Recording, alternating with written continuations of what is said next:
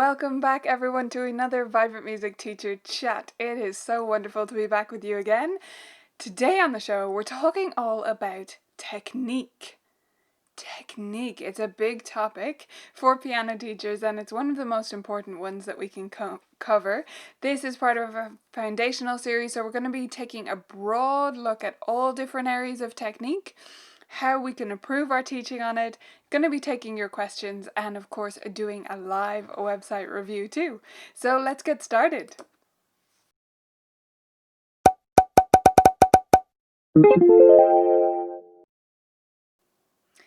Hey everyone, so great to be back with you again. I'm just thrilled to be here as always, and I'm looking forward to hearing from you. So do chime in on the chat once you get here. Say hi, let me know where you're joining us from, and also what you struggle with when it comes to technique. What's the most challenging aspect of teaching technique for you? What do your students struggle with? What did you struggle with as a student? Give me all your perspectives on technique, because that's the topic we're diving into today. This is part of a series we're doing which is inspired by the new teacher tracker from Vibrant Music Teaching. So the teacher tracker is all about tracking things in your business. So it's about tracking all the different aspects of teaching that we need to improve upon and to get better at, and that we all have 1 billion to-do lists about. So it covers things like oral, business, planning, reading, creativity, fun, rhythm and technique, and work-life balance. So today we're diving into technique. We've already covered a couple of these topics though, so go back and check out the previous chats if you're interested. There's a full playlist here on the YouTube channel, and you can dive into each of those areas. We're doing a different one each week, so make sure that you subscribe while you're here so that you get to, watch each one as they're live and actually dive into them. I hope that you're loving these chats so far in this little mini series that we're doing during the summer. It's been a blast putting them together. So just checking in with your comments about technique there.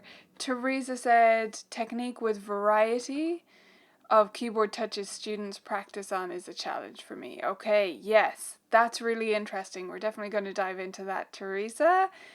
Great to see you here as well. Hi to so many regulars, Christy and Eloise and Cindy. Thank you, Eloise. That's very sweet of you. Laurie. I think some people saw my Facebook post. So I took yesterday off. I had a day off. Oh my gosh, madness. And I headed to Lough Dan, which is a lake. It's about 45-minute drive from where I am here in Dublin. And so maybe people saw my Instagram post about that. It was my wedding anniversary. Oh my gosh. Huge news. Comes every year somehow. And yeah, me and my husband headed off to the lake, and I am feeling refreshed. The other thing that I managed to do was get a haircut, so that might be what you're commenting on as well. My previous haircut was by my darling husband because of lockdown, right? There was no hairdressers open and it was driving me insane. So he did his best at hacking at it and making it shorter, but I went to a real hairdresser today and said, "Can you fix this?" To give credit to him, she said he didn't do a bad job. Anyway, we're talking about technique, not about my hair, but it is great to have you all here with me. Eloise added her challenge in there. Beginners keeping their fingers curved, especially the fifth. Okay, so I'm going to dive into a few troubleshooting tips for you on that today, Eloise. I'm hoping we'll be able to help you with that. And yes, online lessons do make this more challenging. I wanted to mention right at the outset here that we did do a previous chat which was specifically about how we translate teaching technique to online lessons. So if you didn't see that one and you're looking for specifics on online teaching, like you're good with teaching technique in general, but you're having trouble putting it online, that's something that you can dive into in that chat. Today is more general. It's about technique, piano technique, and how we teach it, in a broad strokes way, and some of the core tenets that I believe help us to be successful with teaching technique. And we are going to, of course, do two website reviews as well. So I've got two queued up for us. So we're going to dive into those as well. Christy. I use Piano Safari for helping kids with technique. If they don't practice at home, they don't have good technique. Yeah, as with most things, Christy, right? If you don't practice it, it doesn't get better.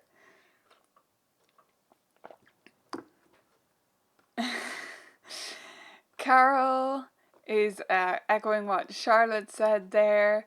Addressing technique problems with transfers. Yes, big one, Carol, right? Trying to find solutions and exercises that they don't find babyish and below them. And Jeremy / Anne-Marie, I think it's Anne-Marie, wanted to teach staccato better. Okay, interesting. Right, so what I wanted to do first when it comes to technique was just talk about some absolute basics, okay?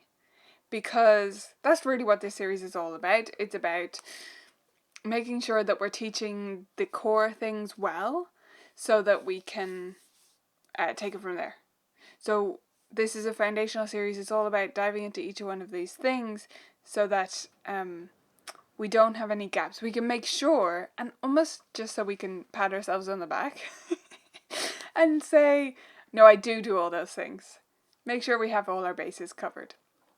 So the first thing I want to talk about is what technique even is.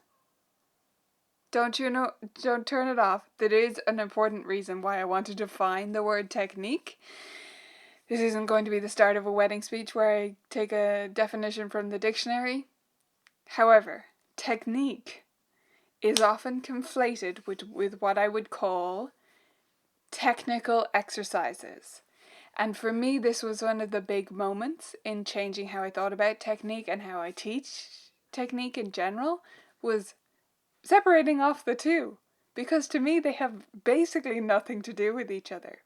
But when most people say technique, and when I talk about technique, when I ask teachers about how they're teaching it, when I ask interview experts even, and say, how do you approach teaching technique? They give me stuff about scales. And that's not what I mean. Technique is how we physically move our bodies to play our instrument. It is the actual movements that we make. Technical exercises are things that we can use efficiently to move our bodies well to explore those exercises, and we can use them for extra practice of technique, but they do not teach us technique. They do nothing on their own. We have to actually teach technique.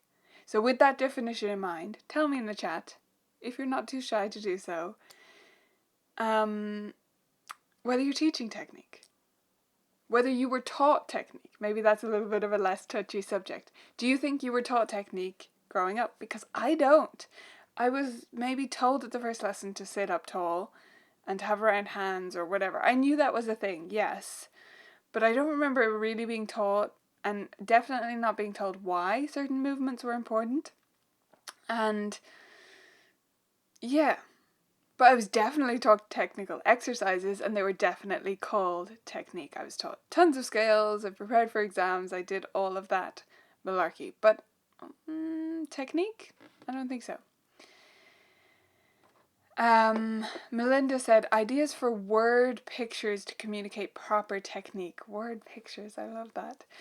Are gestures to move the student into the proper position. Okay, so that might be an online issue. Let me know if so, Melinda, and I can maybe answer more specifically as we work through here.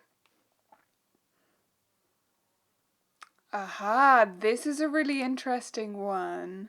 Can you guys remind me to come back to this if I don't do it anyway? Because I really want to come back to that topic, but I want to talk about some core things that are hopefully going to lead us into that, okay? Hopefully my memory will serve us okay.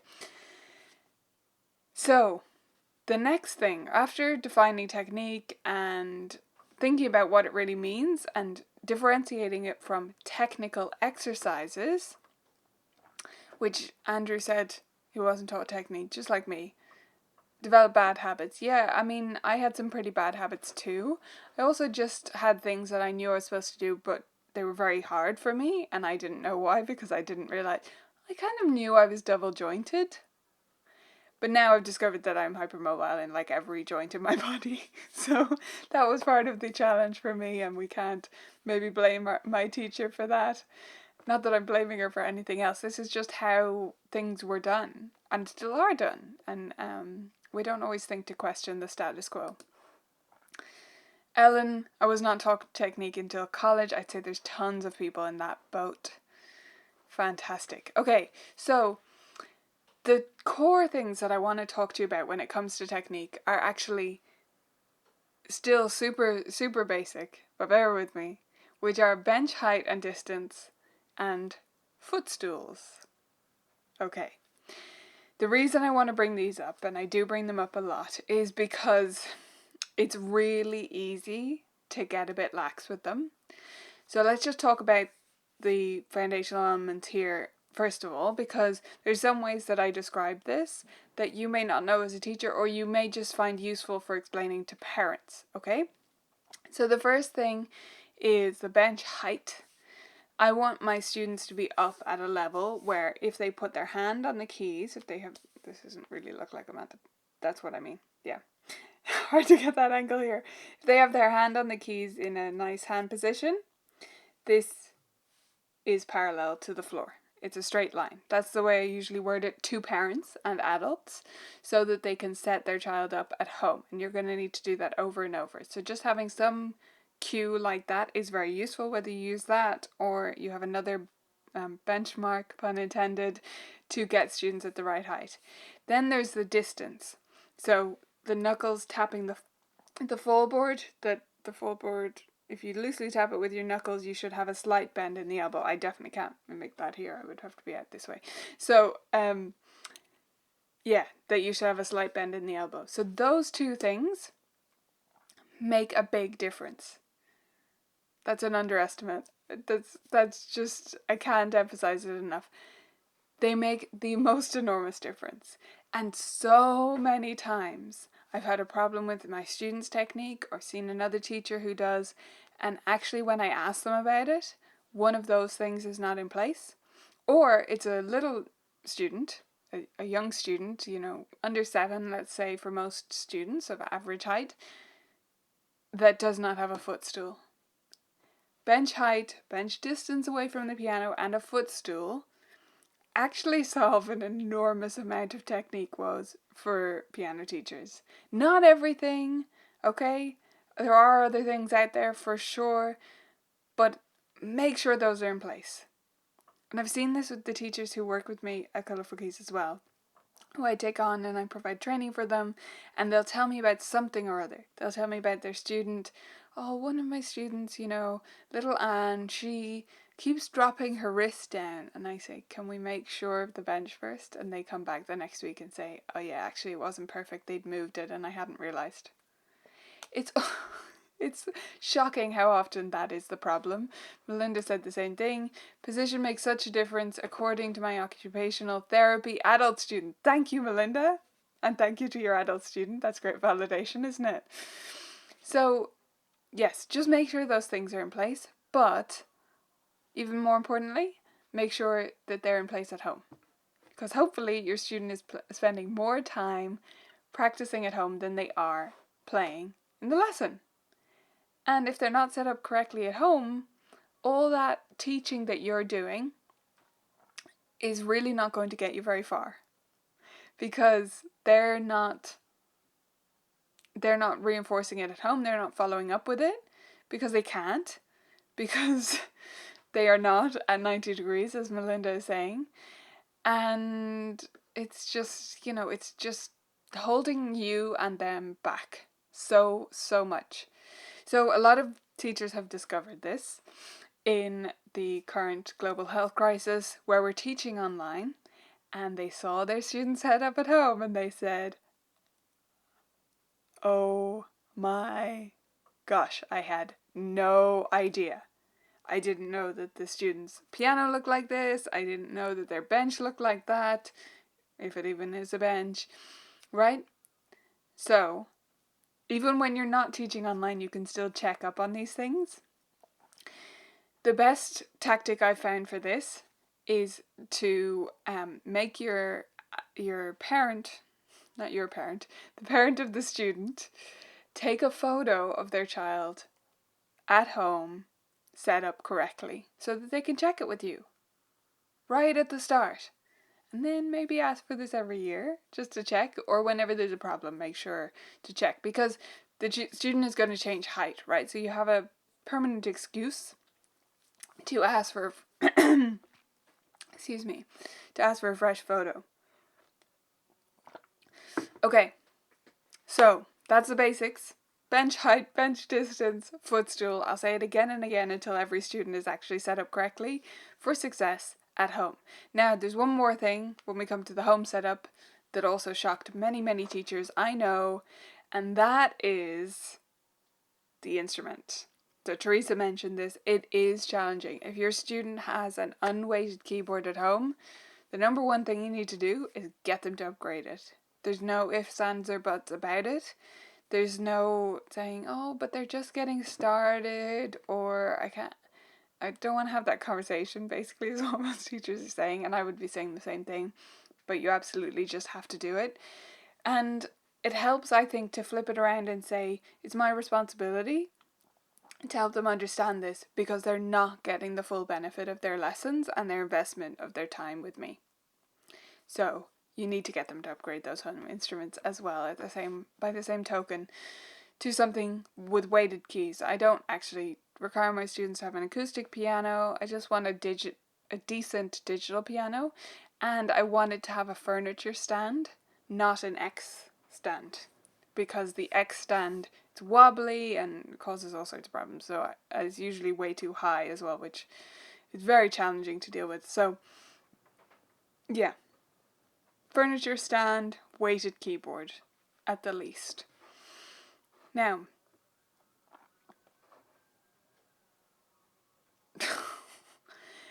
sorry, Anne-Marie, what about a parent who refuses to put her child up higher on the bench? I had that happen in March when COVID started. She said his sister survived and he will too. Honestly, I would get without sounding stroppy, I would get quite straight with that parent and say, okay, survived is not really what we want though. So we want the biggest benefit for our investment in lessons. And science says that she needs to be at this height.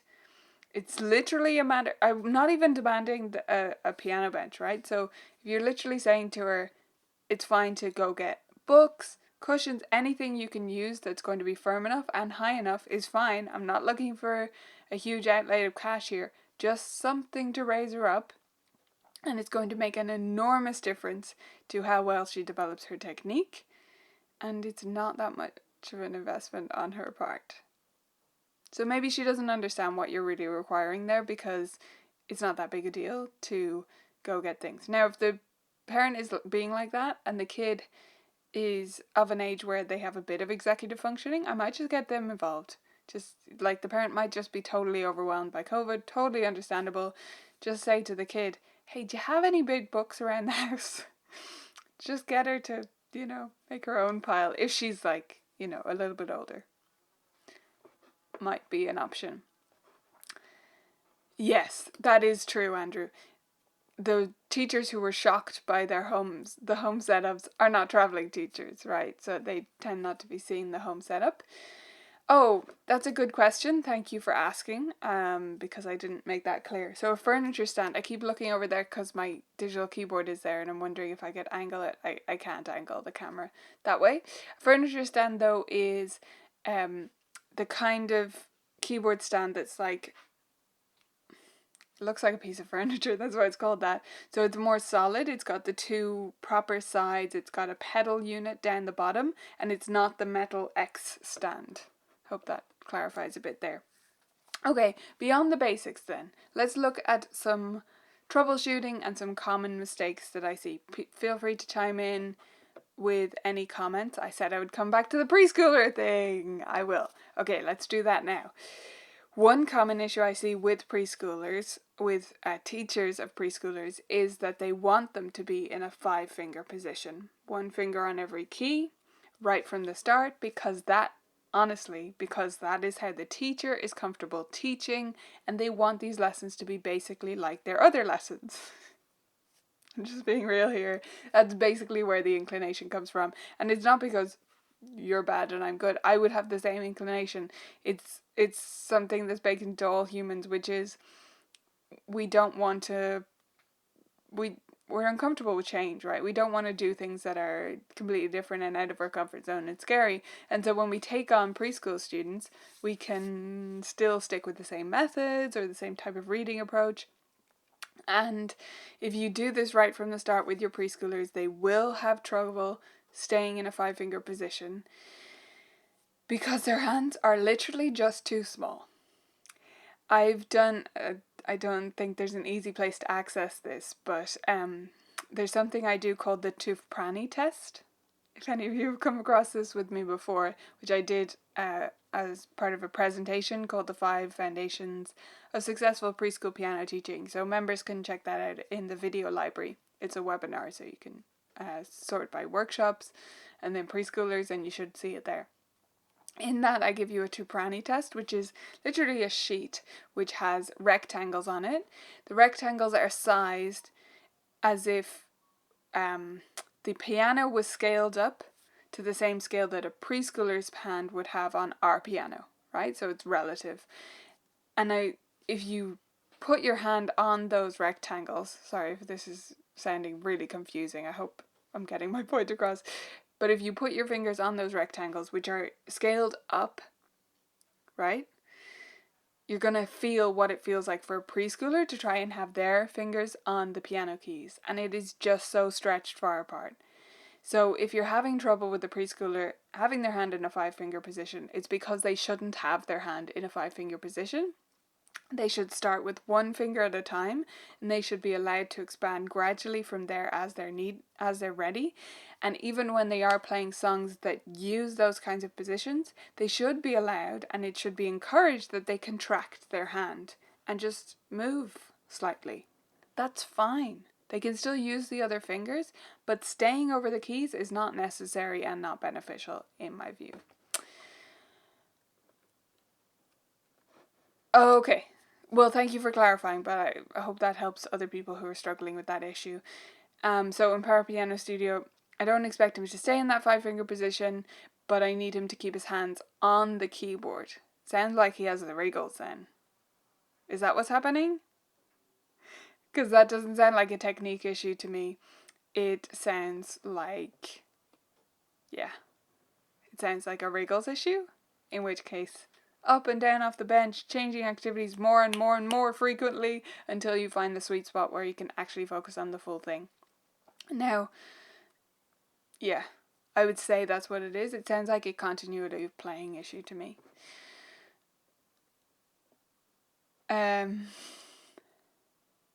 Okay. Right. So, some other common mistakes. One is to not teach technique at all, which we've sort of covered with the technique versus technical exercises issue. So if you're not currently teaching technique, no blame from me. It's the way things were done. I was taught only technical exercises and I taught that way too, but I would really encourage you to start teaching technique specifically and being more intentional about it. Another common issue or mistake, in my view, is to teach legato right away. This is connected to that preschooler hand issue, but it goes for all students. I always teach students to play non-legato with 1 finger at a time first. Yes, even adults. Just for a few minutes with adults and for several weeks or months with a young preschooler, right? So the age will change how long we do this for, but all students should at least experience playing this way first. That's so that they learn to use their arm, their bigger movements first to move around, and that they experience going up and down the keys and moving about and using their whole arm weight. You can then get into individual fingers from there more gradually with non-legato touch, and then you can get to legato. And I promise you, if you take this route, you might feel like, oh, but I'm not getting to the real music straight away. There's nothing wrong with non-legato playing, first of all, so that's just a baked in idea about what piano lessons should look like that I think we need to tweak. But also, you're going to reap the benefits later. Because the difference with those students who go through that process, who play non-legato for a good while before playing legato, is that they don't have collapsing fingertip joints, they don't drop their wrist down and play with all this crazy tension, they don't overlap the notes as much in legato playing. They're just able to play better, and that's because they've built that structure on which to place the legato sound, I guess. So that's another common one. Let me know if any of you disagree with me or have had that issue in the past in the comments. Okay, and then another common issue is to be stuck in position. So I've sort of covered this now with the preschooler thing, but even older students getting stuck into a position is so detrimental, honestly. And I've seen this most with adult students. You guys can let me know if you agree with that. A lot of adult students I've had who started in a method book that was position based in some way really get locked in to those positions, and they do not want to move outside of them. And it's not just for reading, right? It's not just that their reading is weak with outside of those positions. It's that they literally don't want to lift their finger. This is like their comfort blanket, is all fingers on the keys like this, and they don't want to do a crossover, they don't want to move, and it does cause a lot of issues down the track if they get locked into that style of playing. So I prefer even adult students to do lots of rope pieces so that I can expand them across the whole keyboard and make sure they don't get locked in that way. Two more common mistakes which I have to share with you. So the first one is not being clear in the movement that is required. So this goes back to the idea of really teaching technique. I think we should be clear about the actual specific movement we require, and this especially goes for advancing intermediate students moving up the levels.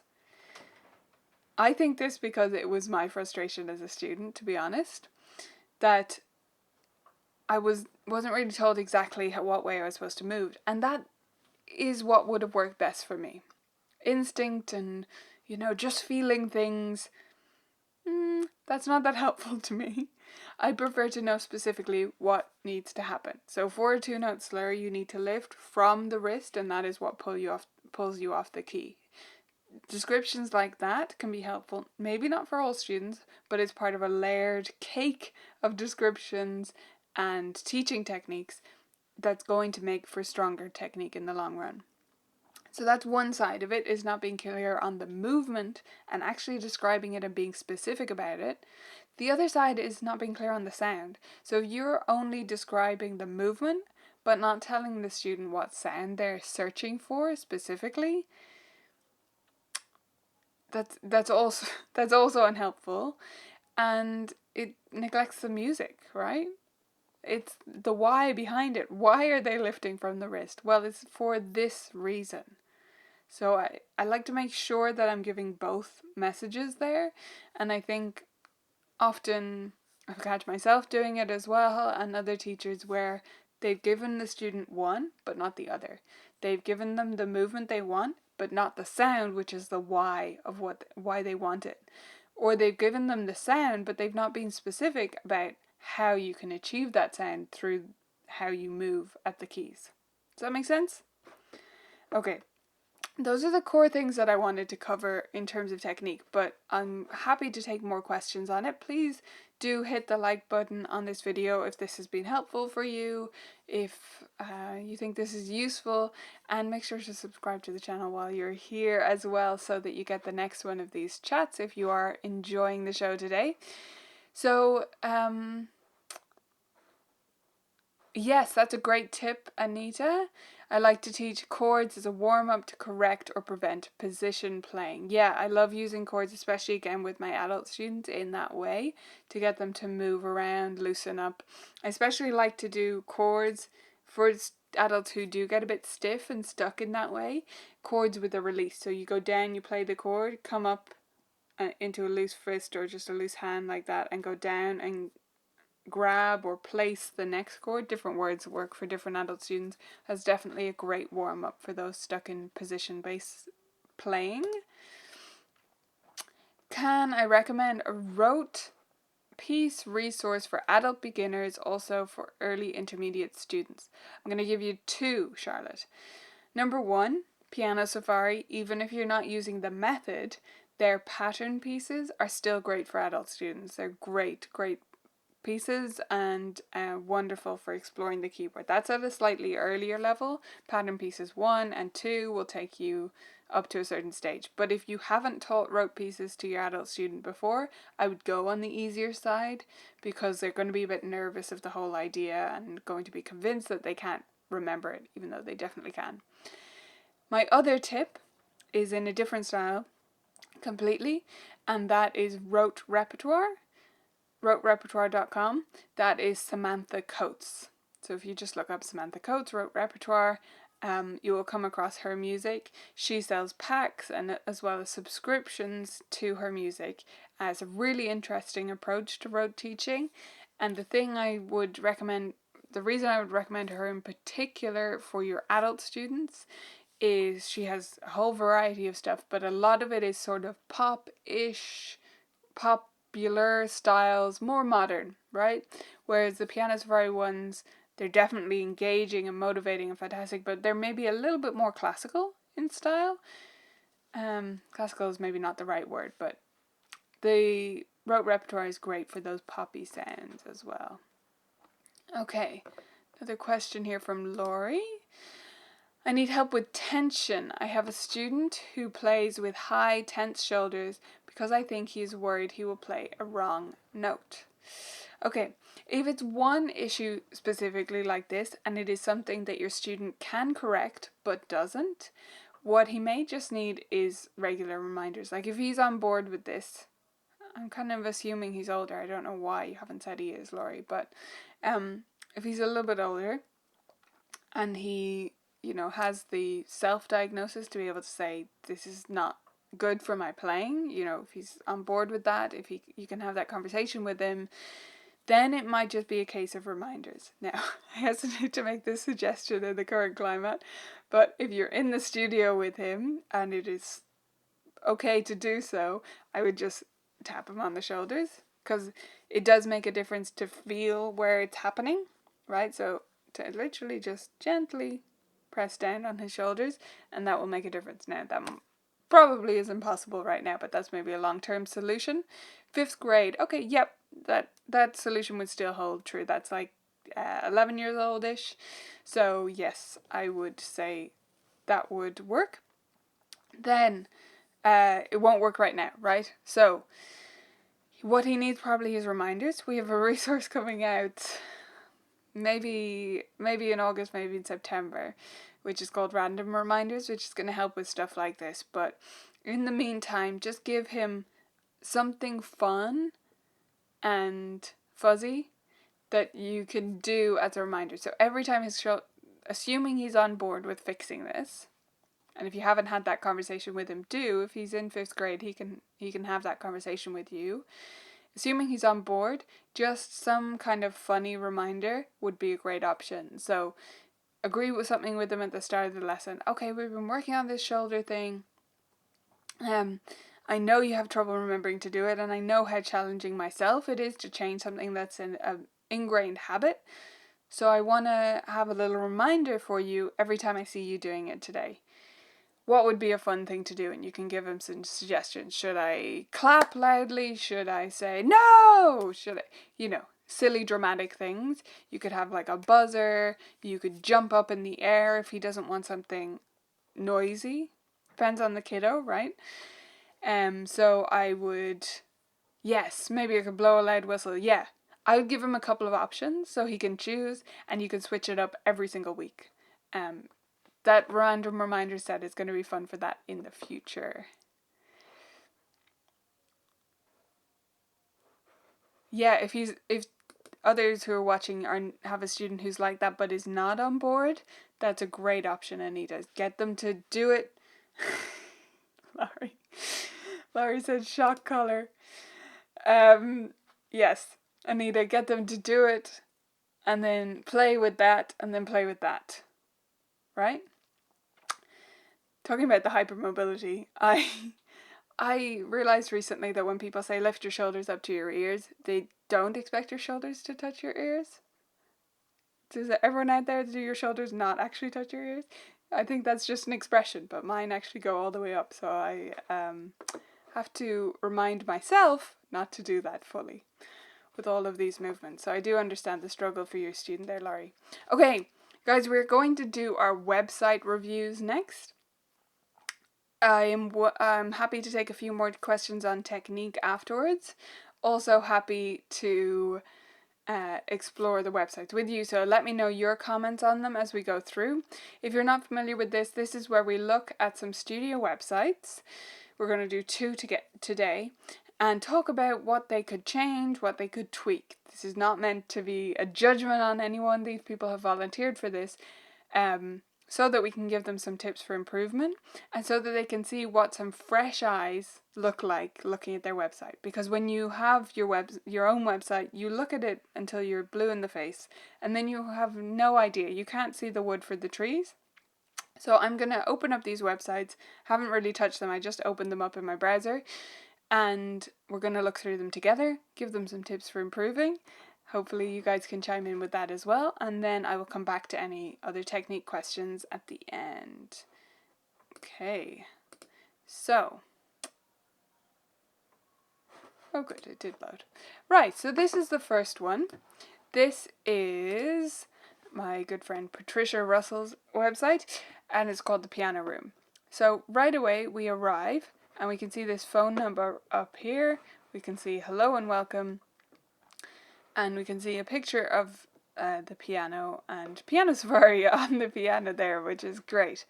Okay, so phone number, I'm 50-50 on that. If Patricia is not getting any spam calls and she finds it helpful to have it there, I think that's great. I tend to go for a landline in general still for businesses, but again, I think that's maybe a matter of opinion.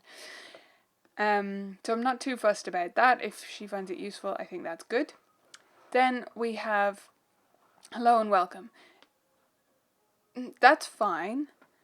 I would prefer to see something relevant to where you are there, just for technical purposes, for SEO purposes. So SEO means search engine optimization, for those of you unfamiliar. In the header on the home page, I think we should have welcome to the piano room at the very least, or best studio. No, that's a bit spammy, but something a bit more specific, basically. Now, the thing I'm really not sure about on this homepage is this.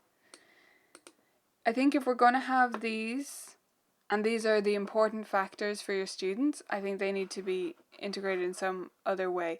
Like if we could have, say, 4 columns, and they have those 4 and a bit of info about each, something like that. It looks a bit random the way it is now. Let me know if you guys agree or if you like that there.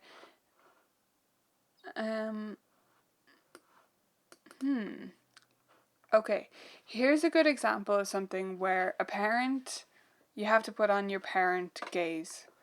So as a parent, I don't think I would have much of a clue what that meant. Yes, there are. Good point. And Novato Piano School just pointed out that double space there. You might want to remove that. It's just a typo. But yeah, this recording CDs focused ear training, I don't really know what that means if I'm a piano parent. Portable, let's go outside to play. Is that a reference to COVID? Is it not? I don't think it is, but at the moment it's going to sound like it is. So are you conducting piano lessons outside? Do you know what I mean? I think basically mostly what this page needs is a lot more explanation and text. Yeah, but the images are good. The style is nice and simple, which I like. Now, what's missing, guys? Maybe you can chime in the chat if you've been on one of these before. What's missing is a call to action. You haven't told me what to do, Patricia. Yeah, I have no idea where I'm supposed to go. So what would I click on next? Well, I might click on the phone number, which does go when you're on mobile. should go straight to call it, which is great. But you haven't really told me to do that. You haven't been specific about where I'm supposed to go. So we need a big button that says what I need to do. Book a lesson, inquire about spaces, join my waiting list, whatever you want me to do. I don't know what that is right now, but a big button telling me to do that, and telling me to do that in action mode. Okay, does that make sense? So a way I put it the other day is it should finish the sentence, I want to. So I want to book a lesson. It should come after I want to. Okay, there's Patricia. Lovely photo. Love the wording. That's great. Really shows their personality here too. I've met all three of these lovely teachers. And they're all fantastic. And I love this. So many real photos. This is something we don't see enough of on studio websites. And these are all real photos. They look great. Makes a huge difference. Even this one, like that's a real photo, right? Obviously it is because it says the piano room. But so are all of these. None of them are stock images, which I love. I would just align this left, even though the rest is aligned center. Like align it under there in a straight line, Patricia, rather than having it center line, because bullet points shouldn't really be center aligned. But yeah, I like that this is simple and to the point about each one, and it is focused on fun and the difference for them, right? It's not just about you, so that's good. Contact is probably where I would go if I want to inquire about lessons, so let's go there. Okay, we've got a contact form and we've got the phone number and email and Google Maps. Okay, so that's good, but you still haven't at any point here told me what to do. I won't go there. Student stories might be interesting, so we'll just go there before we wrap up with this site. Maybe we won't. That's not a website issue, that's probably just because we're streaming right now. Oh, lovely photos of students. You obviously had a photographer in for this. This looks great. Yeah, these are great real stories. I love those. That's absolutely fantastic. I would put some of these on your homepage, double them up, have them on your homepage so that that's what hits me when I arrive at the studio as well. Great. Okay, really good work so far, Patricia. I hope those little tips are helpful. The action steps would be put some testimonials on the homepage, put a bit more copy, a bit more text on the homepage to explain each of those things you're saying, make sure you're talking to the parent, and a big call to action button everywhere on the site telling me what you want me to do. Okay, so that's Patricia's site. Let's dive into one more. And you guys can ask me to click on things and let me know if you have questions as well as we go through. Or if anything I say is unclear, let me know. Right, so this is Corey's website. And I picked out Corey's. I've picked these at random, by the way, from the post in Vibrant Music Studio Teachers. So if you want to go over to the Facebook group and add your website there, you can. I'm going to pick out a couple of random ones each week. So this is Corey. And yeah, the reason I picked this out was Corey had a specific question about showing up in Google, and I thought it would be interesting for you guys to see my advice on that, because the site looks great, doesn't it? And we've already got a call to action here. I think it could stand out a bit more, Corey, definitely. And you mentioned not getting much results from it, from the site. I would make this a big button and make it clear where I'm supposed to click. Like, it needs to be another color, it needs to be a button, it needs to be bigger. But it is a good, strong call to action. Register for lessons, that's great. We've got some good info here. And pictures of you in action and your students, and that's all great. That all looks really good. This can be stronger. I would make it the same as the one up the top here. Register for lessons instead of learn more. It should be more direct and about taking action. And it's fine to repeat the same call to action. Like, if they want to learn more, they're going to click around the menu. So your call to action can just be straight to the point. Okay, again, this text could be a lot stronger and the button could be a color.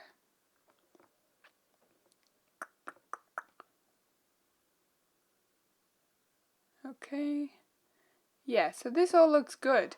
So what I mostly wanted to cover on this site, apart from those basics there, is about this Google stuff. So there's one thing that is absolutely almost 100% certainty preventing you from getting to the top of Google, Corey, and that is this. Oh, you guys probably can't see that, can you? Oh no, you can. You can see the top menu. It says not secure. The reason it says that is because you won't be able to see it, so I'm going to type it in here. Corey's site does not have the S. So HTTP : / is how it starts, not this S version. See? So that's why it's showing up as not secure. What that means is it doesn't have an SSL certificate, which sounds like something very boring, and it kind of is. And it sounds like something, I could do without an SSL certificate. Unfortunately, you can't. Google is prioritizing sites with SSLs. I was going to say penalizing. They're not officially penalizing sites without SSLs, though they are going to start to. They've been saying that for a while.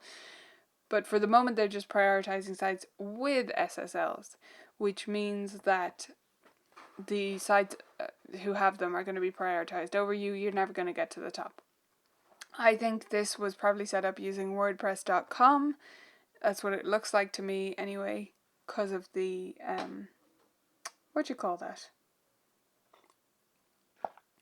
I've forgotten the name of it. Anyway, the little icon. Favicon. The favicon up here is WordPress, so I think that's how it was created. Anyway, so the SSL certificate is, if you want to show up on Google, you need to have that as a minimum. That would be the first thing to do. It's not going to make you jump to the top instantly, but it is going to stop you getting to the top ever if you don't have it, I would say, in most cases, unless there's no competition, which clearly you do have, Corey. So now, another tip though that I wanted to share with Corey is that I did Google piano lessons Winnipeg. He's in Winnipeg. And these here are going to show up at the top, and an easy way to show up at the top without improving your website in that way is going to be to set up your Google My Business listing. If you already have one, Corey, maybe we can check it out. Piano expressions with Corey.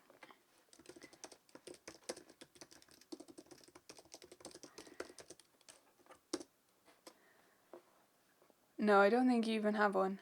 So if you don't have one, set one up. If you do have one, get some reviews. So just ask some parents to leave you a review.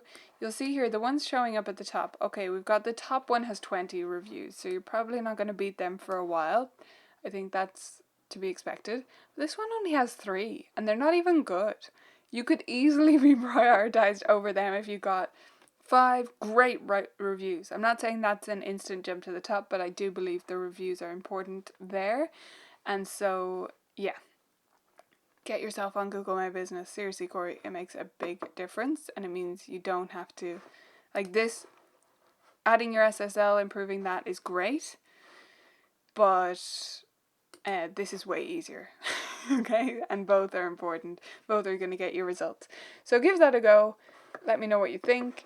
Any questions from those watching, let me know about all of that. I've had a funny camera issue here. We're going to see if it works for us. When I switch back, no, it's not. That's interesting. That's the wrong view, isn't it? There we go. Hello. Hopefully it stays on. Anyway, we are going to wrap it up now. I didn't see any other technique issues come through, so I hope that I answered some of your questions and that it was useful content for you today.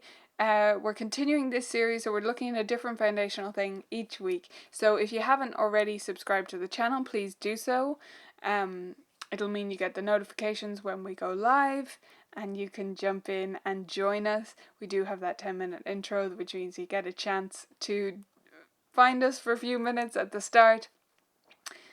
What else did I need to say? Oh my gosh, yes. So this is not your only chance to see me today.